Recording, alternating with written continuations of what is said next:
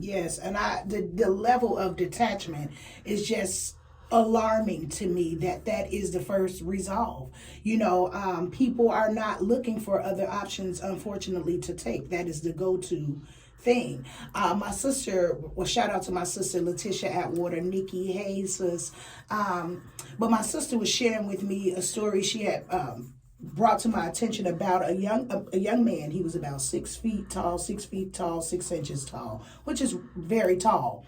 Especially standing next to me, I'm 5'3", so that would be very tall. So it's not every day that you just run into people who are almost 7 feet tall. So in a restaurant or wherever they were, there was a group of young guys.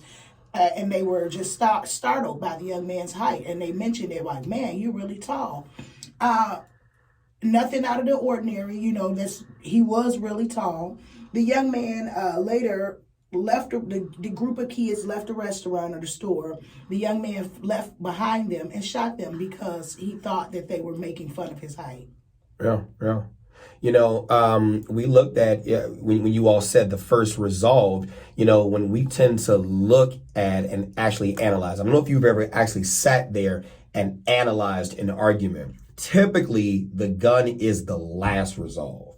The first resolve is the argument, where they tend to argue about the often, legitimate points. You never really find out what a person really feels about you until they're angry. Right. And then they get into that argument and they start saying things that are hurtful but true. And so when we don't listen, then the gun becomes the solution to them, because when you don't want to listen to me, I've grown up in a childhood where no one has listened to me. My voice was suppressed. I leaned to you to be this all, and you're not that. Screw it. Pop, pop, pop. Everyone dies. And we don't know how much trauma that tall guy, what do we equate with tall? Confidence. Just because he's tall doesn't mean he's confident. Right. But some people assume that just because he's strong doesn't mean he's not mentally weak in the inside. Just because she's small or frail doesn't mean she's weak.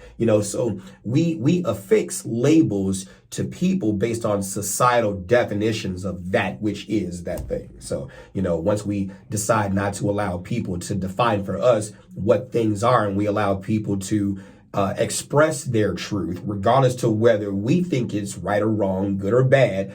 A lot of times people just want to be heard, and validated that their voice matters. And that's something that in our communities, and especially in our homes, our voices aren't even validated and don't even seem to matter to those who have a duty, in essence, to raise us and get us to that point of self-actualization where we can begin to accept the things of the world outside. We don't know, and I'll land with this. We don't know what happened inside of his home. We don't know if inside of his home, people just kept filling him with fluff and fluff and fluff. Well, you're great because you're tall. You're great. You're great. You're great. This, great, that. King this, king that.